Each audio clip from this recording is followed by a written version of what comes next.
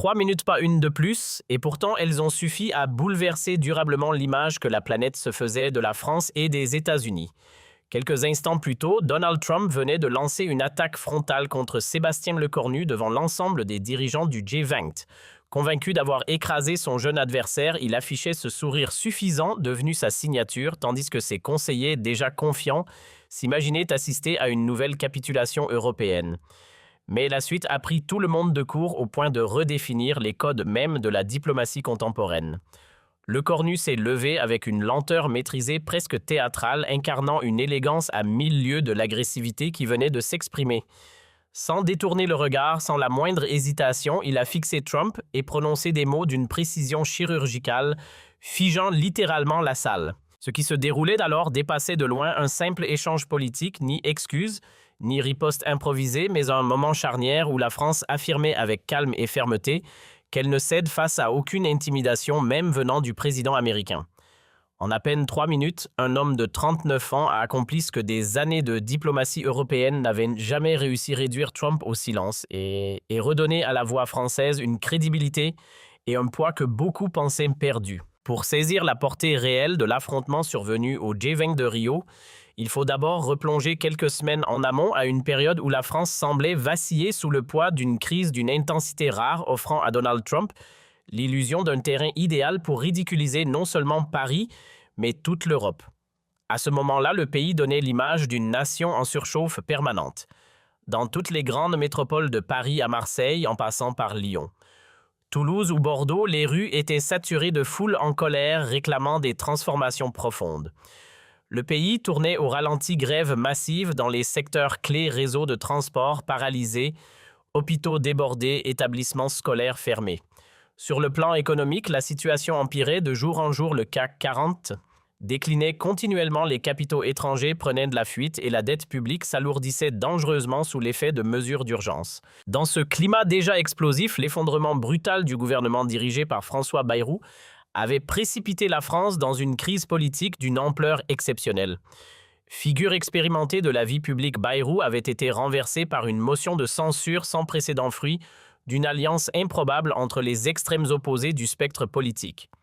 Les images de sa dernière prise de parole au Parlement, la voix tremblante et les yeux embués, avaient fait le tour du globe, renforçant l'idée d'un pays au bord de la rupture. Au cœur de ce désordre presque incontrôlable, une décision inattendue était venue rebattre les cartes. Emmanuel Macron choisit de confier les rênes du gouvernement à Sébastien Lecornu, alors âgé de seulement 39 ans. Une annonce qui a laissé observateurs, médias et classes politiques dans un mélange d'incrédulité et de scepticisme. Pour beaucoup, ce choix ressemblait davantage à un coup de poker qu'à une stratégie réfléchie. Certains y voyaient même un geste désespéré. Lecornu, en effet, ne correspondait en rien au profil classique du professionnel de la politique. Certes, passé par des fonctions ministérielles, il portait surtout l'empreinte du monde de l'entreprise avec une approche pragmatique et opérationnelle. Ses détracteurs le réduisaient volontiers à un technicien sans relief, jugé incapable de tenir face à la tempête qui secouait le pays. Même les médias français évoquaient une ultime tentative de Macron, voire une mission impossible. Et pourtant, contre toute attente, ses premiers pas à Matignon ont rapidement déjoué les pronostics.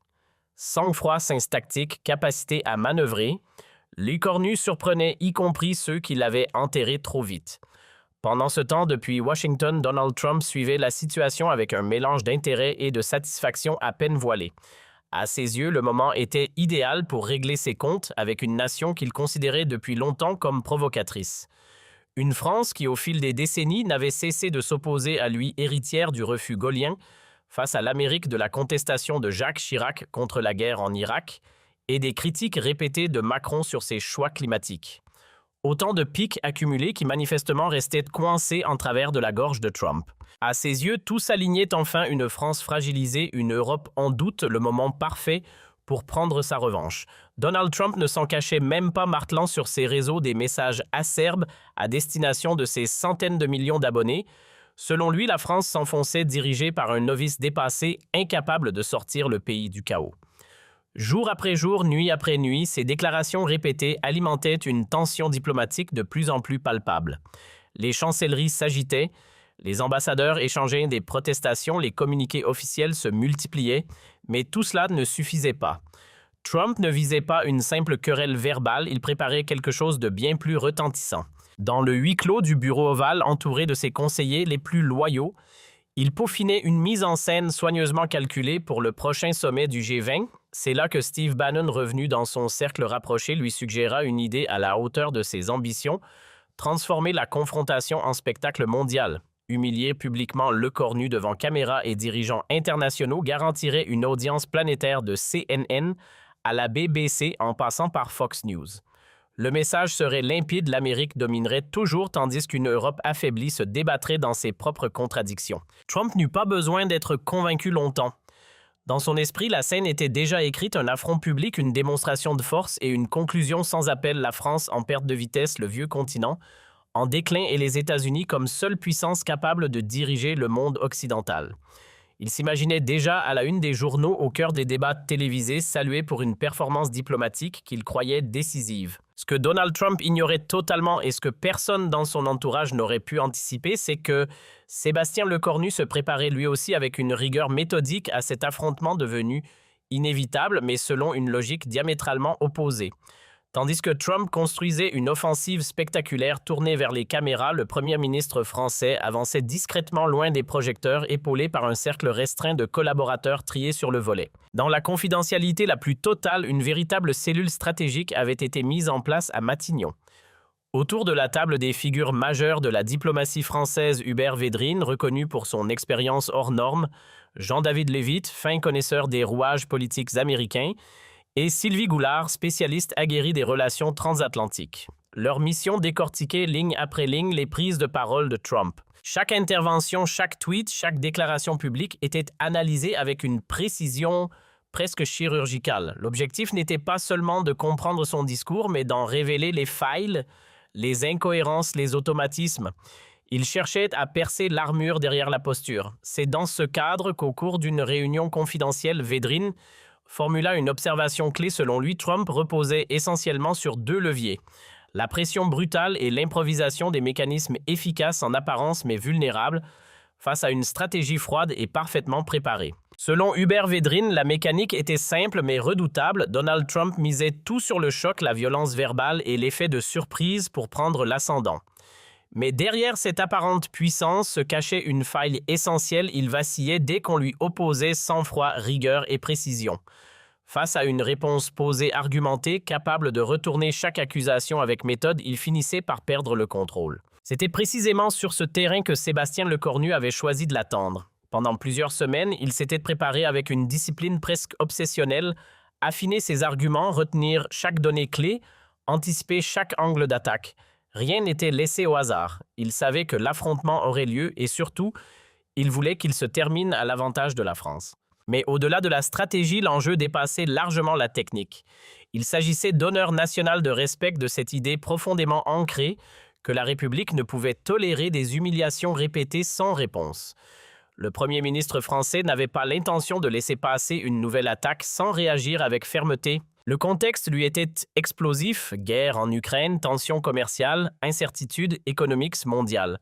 Pourtant, malgré ces crises majeures, l'attention générale convergeait vers un seul point: la rencontre inévitable entre Trump et Lecornu. Les médias du monde entier s'étaient déplacés, conscients qu'ils allaient peut-être assister à un moment hors norme. La première journée s'était installée dans une atmosphère lourde, presque oppressante, sans pour autant basculer dans l'affrontement direct. Donald Trump et Sébastien Lecornu avaient soigneusement maintenu leur distance, se contentant de quelques échanges protocolaires froids et mécaniques lors des séances photos devant le Christ Rédempteur ou sur le sable de Copacabana. Autour d'eux, les photographes du monde entier capturaient chaque détail, traquant le moindre signe de tension dans un regard ou un geste. Dès qu'ils se retrouvaient dans un même espace, l'air semblait se charger d'électricité perceptible par tous. Les autres chefs d'État ne s'y trompaient pas et ajustaient subtilement leur attitude. Angela Merkel, forte de son expérience face à Trump, observait la scène avec une lucidité presque analytique. Emmanuel Macron, bien que présent officiellement, restait en retrait, fragilisé politiquement, laissant son Premier ministre occuper le devant de la scène. De leur côté, Xi Jinping et Vladimir Poutine suivaient la situation avec un intérêt teinté d'amusement, comme s'ils attendaient de voir si l'Europe allait enfin produire un leader capable de tenir tête à Washington. Mais dès le lendemain matin, lors de la session dédiée à la sécurité internationale centrée notamment sur l'OTAN et le conflit ukrainien, Trump décida que le moment était venu de passer à l'action. Le sujet idéal à ses yeux lui offrait une occasion en or pour attaquer frontalement la position française et tenter de déstabiliser l'écornu sous les regards du monde entier. Dans son esprit, c'était l'arène parfaite pour démontrer la puissance américaine et souligner les failles européennes. À 14h30 précises, dans la vaste salle de conférence du Windsor Barra décorée aux couleurs du Brésil, lorsque son tour arriva selon l'ordre alphabétique, Trump se leva. Avec cette assurance caractéristique, celle qui impressionne autant qu'elle dissimule parfois certaines fragilités. Costume bleu marine impeccable, cravate rouge emblématique, sourire prédateur, tout était en place. Autour de la table, les autres dirigeants du G20, rejoints par les représentants de l'Union européenne, observaient de la scène avec une attention soutenue, conscients qu'un moment décisif était sur le point de se jouer. Dans ce genre de configuration, Donald Trump devenait particulièrement redoutable lorsqu'il se sentait dominant et percevait la moindre fragilité chez son interlocuteur, il n'hésitait jamais à frapper fort.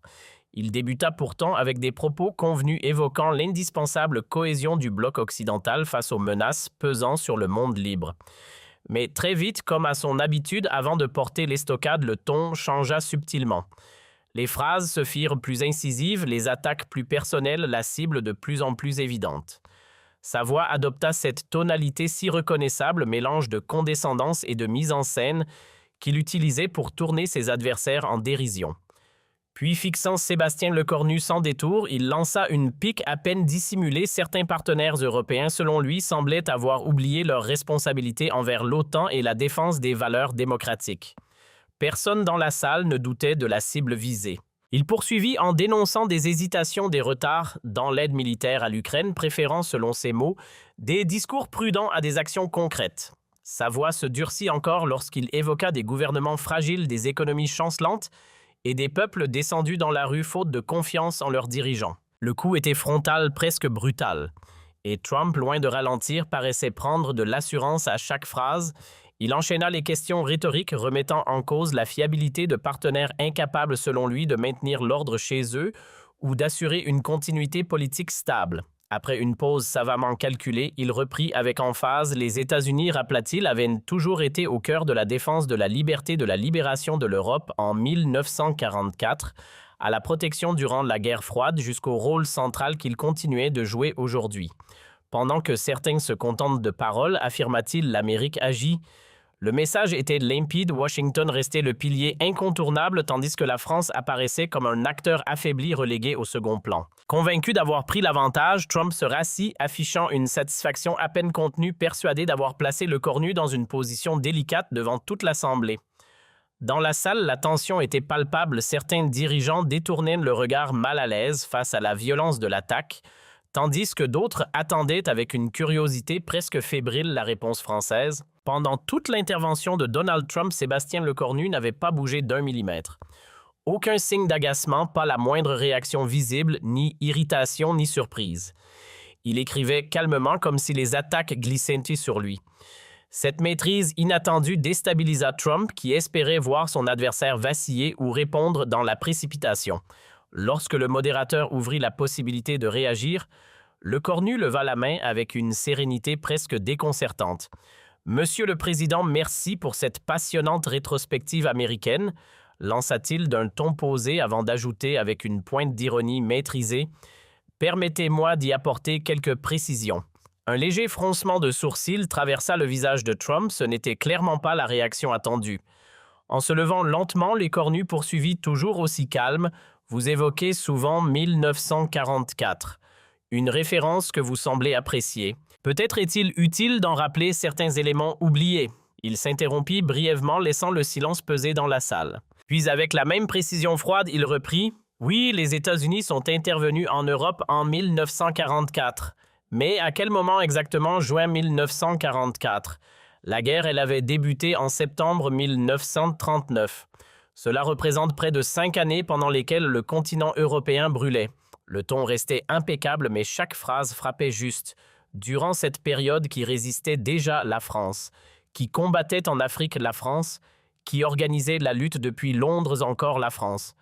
Sur sa chaise, Trump commençait à s'agiter, la démonstration ne suivait pas le scénario prévu. Le cornu imperturbable enchaîna. Vous évoquez le poids de la défense occidentale, très bien, parlons-en concrètement. Quel pays européen consacre aujourd'hui la part la plus élevée de son PIB à l'aide militaire à l'Ukraine? Ni l'Allemagne ni l'Italie. La France. Il consulta brièvement ses notes.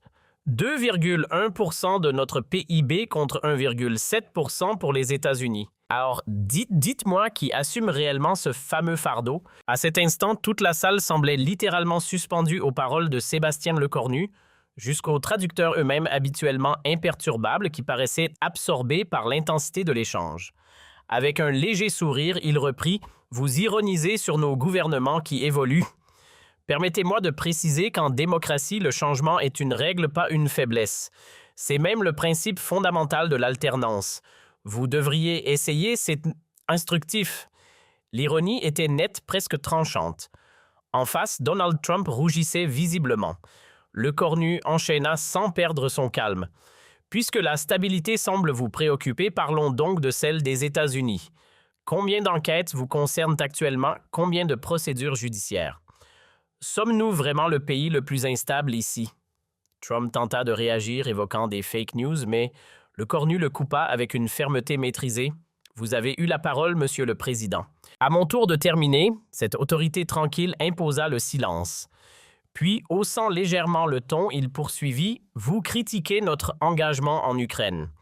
La France a fourni des chars Leclerc quand votre pays hésitait encore. Nous avons formé des milliers de soldats ukrainiens et accueilli des centaines de milliers de réfugiés. Et vous, concrètement, qu'avez-vous fait ces derniers mois à part critiquer vos propres alliés? » Un silence presque irréel s'installa alors dans la salle. Trump, inhabituellement déstabilisé, semblait chercher ses mots. Lecornu continua toujours avec ce calme implacable. « Ce qui frappe le plus dans votre discours, c'est cette tendance à distribuer des leçons à tout le monde. Vous nous expliquez comment gouverner, comment négocier, comment défendre nos principes. Mais dites-moi d'où vous vient cette légitimité morale. » Trump tenta de réaffirmer la position américaine « L'Amérique dirige le monde libre ». Lecornu esquissa un sourire ironique avant de répliquer « Le leader du monde libre ?» Celui qui menace de quitter l'OTAN, qui abandonne ses partenaires en Afghanistan, qui impose des taxes à ses propres alliés. Voilà une définition originale du leadership. Autour de la table, les regards s'échangeaient, mêlant surprise et fascination. Jamais il n'avait assisté à une telle confrontation aussi élégante que redoutable. Puis Lecornu conclut en se penchant légèrement vers l'avant. « Vous savez, la différence entre nous n'est ni historique, ni militaire, ni économique. Elle tient à une seule chose, le respect. » Et il laissa ces mots flotter lourds de sens dans le silence. Puis, avec une précision presque implacable, Sébastien Lecornu enchaîna en dressant un portrait implicite de la posture française, un pays qui traite ses alliés avec considération, qui n'exerce pas de pression sur ses partenaires, qui ne transforme pas ses relations internationales en rapport de force et qui ne réduit pas sa diplomatie à des messages impulsifs sur les réseaux sociaux. En face, Donald Trump blêmit. Il tenta une dernière attaque brutale et simpliste. Selon lui, la France était en déclin, son économie en chute libre, ses villes en proie au chaos. Lecornu ne put s'empêcher de laisser échapper un rire franc. « Vraiment, répondit-il avant d'évoquer calmement certaines métropoles américaines, Detroit, Baltimore, San Francisco, et de questionner la cohérence de ces accusations.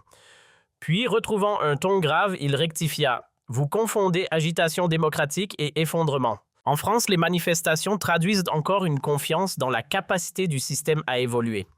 Aux États-Unis, elles révèlent souvent une perte de repères plus profonde. Et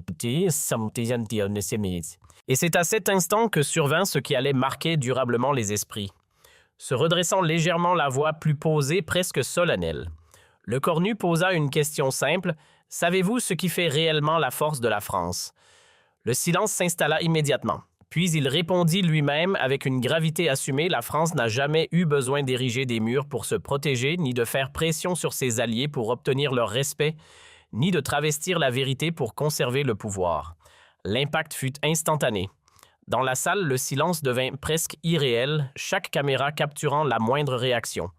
Trump, habituellement intarissable, resta figé, incapable de répondre, déstabilisé, au point d'en perdre ses mots. « Derrière lui, ses conseillers semblaient pétrifiés. Lecornu conclut alors toujours avec cette maîtrise glaciale. Voilà la différence essentielle entre nos deux nations. La France reconnaît ses difficultés et les affronte au grand jour. L'Amérique, sous votre direction, préfère détourner le regard et faire porter la responsabilité ailleurs. Après ces mots, Sébastien Lecornu reprit place avec un calme presque déconcertant, comme s'il venait d'énoncer une évidence banale.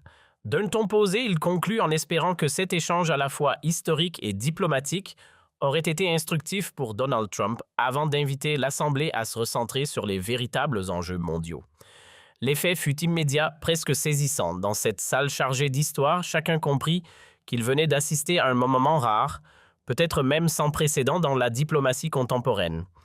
Un dirigeant de 39 ans à la tête d'un pays en pleine tourmente venait de tenir tête au président des États-Unis et de le faire avec une maîtrise, une finesse et une rigueur qui forçaient le respect même parmi les plus critiques envers la France. La réaction ne tarda pas. Volodymyr Zelensky, profondément marqué par cet échange, fut le premier à rompre le silence. Lentement, il se leva et commença à applaudir d'abord avec retenue, puis avec une intensité croissante, traduisant une admiration sincère. Ce geste n'avait rien de protocolaire, il saluait un moment où les principes démocratiques avaient été défendus avec éclat. Très vite, Justin Trudeau se joignit à lui, suivi presque aussitôt par Angela Merkel, qui, malgré certaines divergences passées avec Paris, ne pouvait qu'apprécier la qualité de la prestation à laquelle elle venait d'assister. En quelques instants, l'ensemble de la salle fut emporté par une vague d'applaudissements. Presque tous les dirigeants présents participaient, à l'exception notable de Trump et de quelques alliés fidèles. Même Vladimir Poutine et Xi Jinping, habituellement réservés dans ce type de démonstration, laissèrent apparaître des signes d'approbation. Ce qui venait de se produire dépassait le simple cadre d'un échange politique, c'était un tournant. À cet instant précis, l'Europe retrouvait une voix affirmée face à l'Amérique de Trump. La scène qui suivit fut presque irréelle. Livide, visiblement submergé par la colère et l'humiliation, Donald Trump quitta la salle dans une précipitation inhabituelle, sans adresser un mot, sans croiser un regard, comme s'il cherchait à fuir ce moment. Aucun mot de conclusion, aucune tentative de reprendre l'avantage, simplement un départ brutal. Derrière lui, ses conseillers déstabilisés et visiblement paniqués tentaient de rattraper la situation dans les couloirs, multipliant les excuses maladroites auprès des autres délégations, évoquant la fatigue ou le décalage horaire pour expliquer l'inexplicable.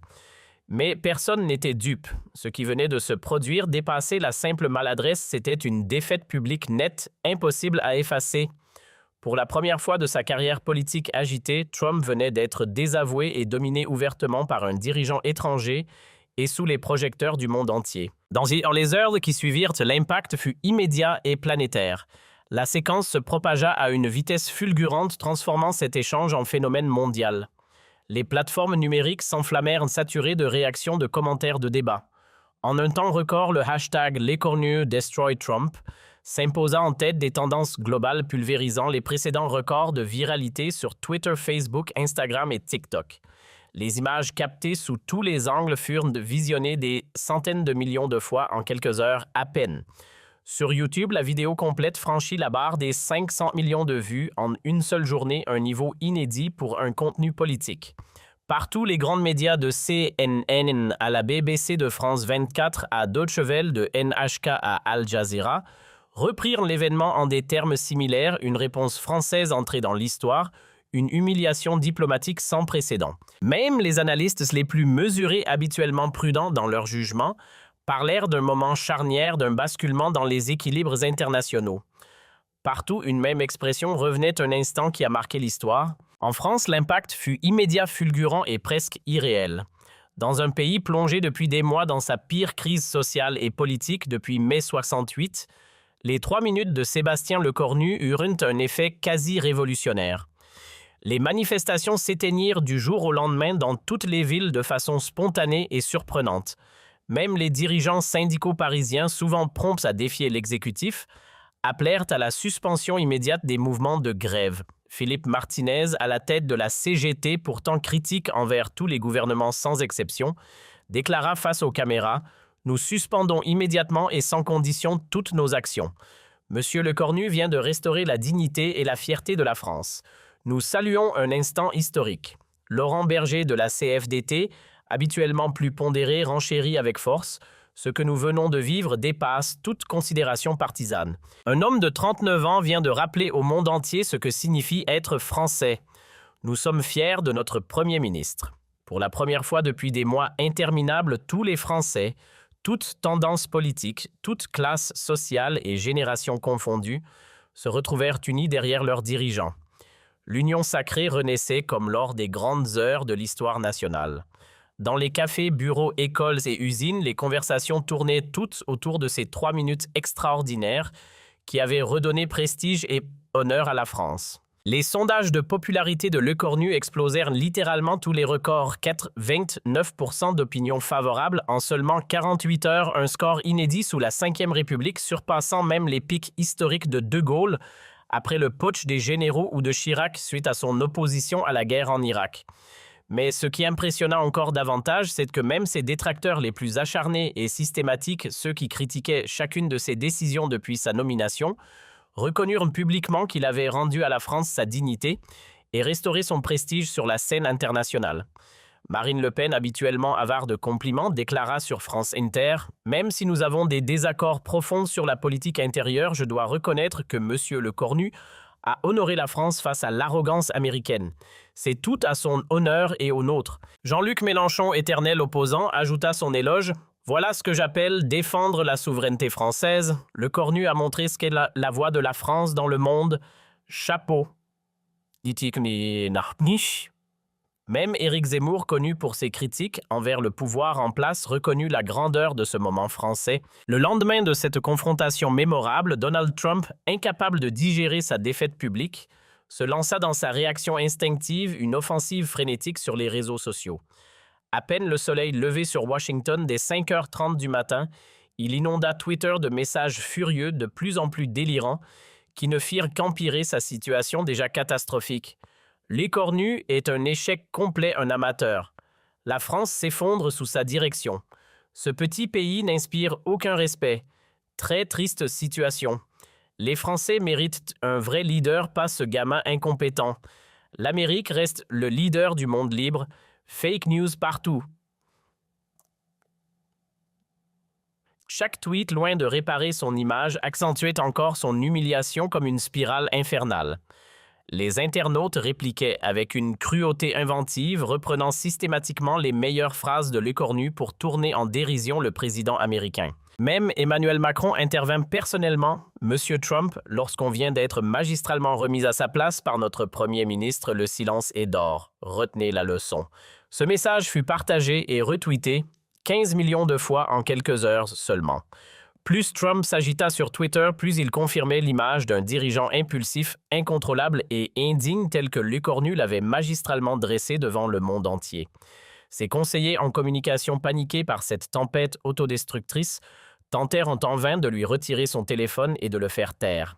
Mais dans sa rage et son désarroi, Trump devint totalement incontrôlable. Une semaine après ce moment légendaire, Sébastien Lecornu s'exprimait pour CNN dans une interview exclusive diffusée en prime time à l'échelle mondiale.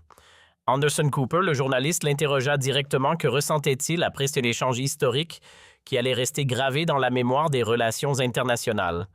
Avec ce calme imperturbable et cette élégance naturelle qui faisait désormais sa marque de fabrique, Lecornu répondit « Vous savez, Anderson, je n'ai fait que dire la vérité, rien de plus, rien de moins. Et parfois, entendre la vérité peut être douloureux, mais c'est indispensable. On ne peut laisser ni approximation, ni mensonge, ni arrogance guider les relations entre nations démocratiques. » Le journaliste, fasciné par cette sérénité presque olympienne, insista « Mais regrettez-vous la fermeté de vos propos envers le président américain ?» Lecornu répondit sans la moindre hésitation avec une autorité tranquille qui captiva des millions de téléspectateurs. « Non, absolument pas. On ne peut pas, on ne doit pas laisser quelqu'un insulter et humilier son pays sans réagir. La France mérite le respect, et si certains l'oublient, il est de notre devoir de leur rappeler avec clarté et détermination. Nous représentons le peuple français. Cette intervention atteignit plus de 500 millions de spectateurs dans le monde, pulvérisant tous les records pour un contenu politique international. À partir de ce moment, Le Cornu devint une véritable icône planétaire, symbole d'une Europe capable de tenir tête à l'Amérique trumpiste tout en défendant ses valeurs avec fierté et détermination. Dans les universités de Harvard à Oxford, de la Sorbonne à Tokyo, les étudiants analysaient déjà cette confrontation comme un cas d'école de communication politique et de diplomatie moderne. 6 mois plus tard, lorsqu'un institut de sondage interrogea des étudiants de 50 pays pour savoir quel discours politique les avait le plus marqués, 73% citèrent spontanément la réponse de l'écornu à Trump lors du G20 à Rio. En seulement 3 minutes, le premier ministre français avait inscrit son nom dans l'histoire, démontrant que l'intelligence, le courage, la préparation et la maîtrise parfaite de ces dossiers suffisent à renverser les rapports de force même face aux plus puissants. L'effet géopolitique provoqué par ces 3 minutes fut complètement inattendu, surpassant toutes les projections des experts du monde entier. L'Union européenne, depuis longtemps en proie à une crise de leadership et de crédibilité vis-à-vis des États-Unis, retrouva soudain une voix forte et légitime sur la scène internationale. Angela Merkel, alors sur le point de quitter la chancellerie allemande, reconnut publiquement que la France venait de redonner son honneur à toute l'Europe. Ursula von der Leyen, présidente de la Commission européenne, salua ce moment comme un jalon historique pour la souveraineté du continent. Même des dirigeants de nations traditionnellement alignés sur Washington, comme le Premier ministre britannique ou le président polonais, rendirent hommage au courage et à l'élégance du Premier ministre français. Cette reconnaissance unanime eut des répercussions diplomatiques concrètes et durables. Dans les mois qui suivirent, la France retrouva une influence internationale qu'elle n'avait plus connue depuis plusieurs décennies. Les invitations officielles affluèrent du monde entier.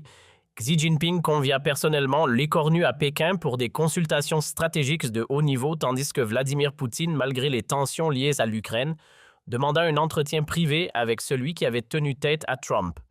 Même certains pays africains traditionnellement proches des États-Unis cherchèrent à organiser des rencontres bilatérales avec le Premier ministre français. Plus de 2 ans après cette confrontation mémorable, l'échange entre l'écornu et Trump continue d'être étudié dans toutes les écoles de diplomatie du globe comme un modèle parfait de leadership préparé, capable de défendre son pays avec dignité et efficacité face à un adversaire supérieur sur le plan militaire et économique.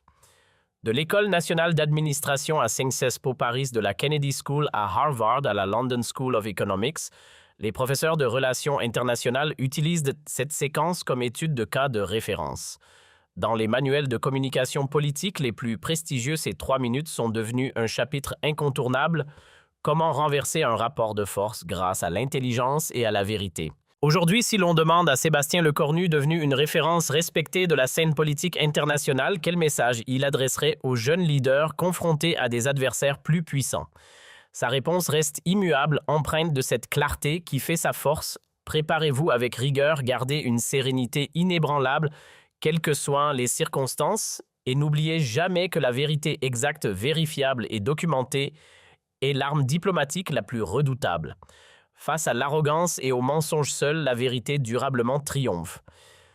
Et quand ces paroles nourries de l'expérience et de la sagesse sont désormais gravées à l'entrée de l'Institut diplomatique français et servent d'inspiration quotidienne à des centaines d'ambassadeurs et négociateurs en devenir. Mais au-delà de la politique ou de la géopolitique, au-delà même des enjeux franco-américains, cette confrontation a révélé une leçon universelle sur les rapports de pouvoir. L'intelligence préparée surpasse toujours la force brute, l'élégance triomphe de la brutalité, et la vérité même dérangeante demeure plus puissante que tous les mensonges réunis.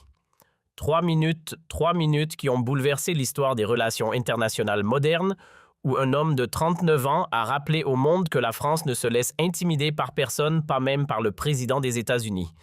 3 minutes gravées à jamais dans la mémoire collective, l'instant où David a abattu Goliath armé seulement d'intelligence, de préparation, d'élégance et de vérité. 3 minutes de pur génie diplomatique français. Oui, vraiment.